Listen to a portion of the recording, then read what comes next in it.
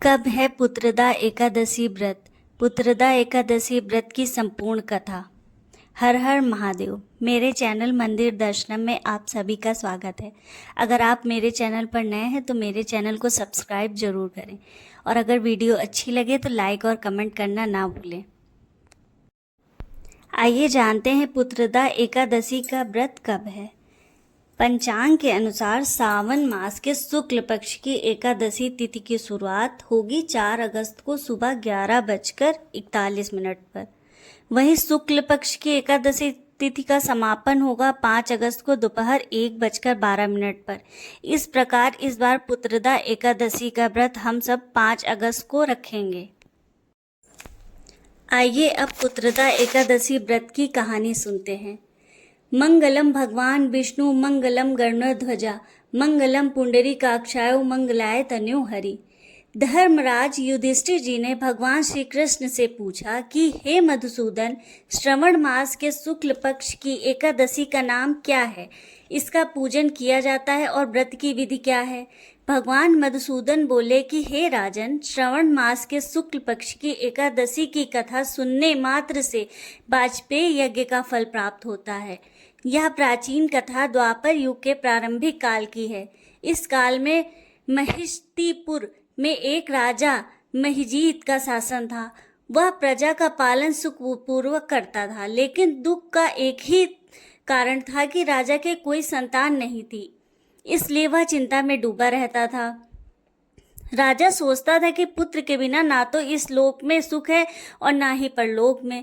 राजा ने पुत्र प्राप्ति के लिए यत्न तो काफी किए थे, लेकिन सब व्यर्थ गए।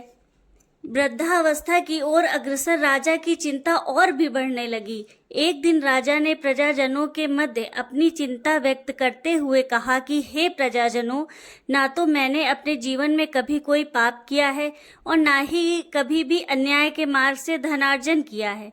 ब्राह्मणों व देवताओं का धन भी कभी हरण नहीं किया है और ना ही किसी की धरोहर को हथियाया है।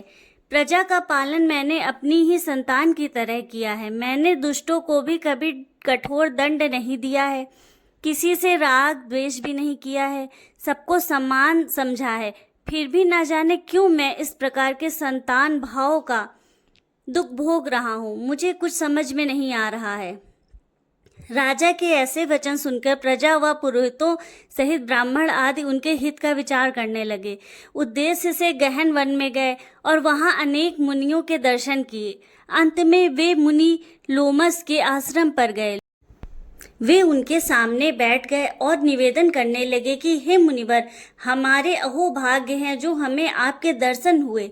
लोमस जी का शरीर लोम से भरा था। वे ब्रह्मा के समान तेजस्वी थे। एक कल्प में उनके शरीर से एक लोम टूट कर गिरता था, इसलिए उन्हें लोमस कहा जाता था। लोमस जी बोले कि हे ब्राह्मणों, आपका यहाँ आगमन किस कारण हुआ है?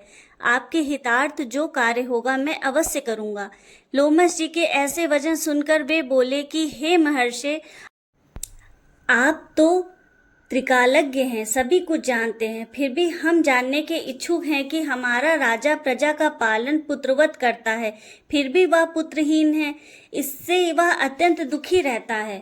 राजा के पुत्रहीन होने के कारण हमारी समझ में नहीं आ रहा। आशा है आप ऐसा कोई उपाय अवश्य बताएंगे जिससे हमारा राजा पुत्रवान हो जाएगा। यह सुनकर लोमस जी ने ध्यान द्वारा राजा के विगत जन्म का हाल जान लिया। फिर वे बोले कि हे महानुभावों, पिछले जन्म में तुम्हारा राजा अति निर्धन व दुष्कर्मी वैश्य था और एक गांव से दूसरे गांव में व्यापार के लिए घूमा करता था। एक बार ज्येष्ठ मास के शुक्ल पक्ष की 10वीं तिथि को, जब तेज धूप पड़ रही थी, वह दोपहर के समय एक तालाब के तट पर जल पीने पहुंचा। उसी समय तत्काल की ब्याई हुई गाय भी वहां जल पीने पहुंची और जल पीने लगी। उस वैश्य ने जल पीती हुई गाय को दूर भगाकर स्वयं जल पीने लगा। उसी पाप कर्म के कारण तुम्हारा राजा इस जन्म में पुत्रहीन है। किसी जन्म के पुण्य के प्रभाव से वह राजा बन गया है। प्रजाजनों ने कहा कि हे मुने, पुराणों में हमने सुना है कि पुण्य के प्रभाव से पाप नष्ट हो जाता है, अतः आप पुण्य का कोई उपाय बताइए। इस पर लोमस जी बोले कि हे महानुभावों, श्रवण मास के शुक्ल पक्ष की एकादशी को पुत्रदा एकादशी कहा जाता है। यह मनोकामना पूर्ण करने वाली है। तुम्हें इसी का व्रत करना चाहिए। यह सुनकर प्रजाजनों ने लोमस जी को प्रणाम किया और नगर में आकर पुत्रदा एकादशी का व्रत किया, रात्रि जागरण भी किया। फिर उनका पुण्य फल राजा को दे दिया। इसके प्रभाव से रानी गर्भवती हुई और प्रसव काल आने पर वह स्वस्थ पुत्र को जन्म दिया।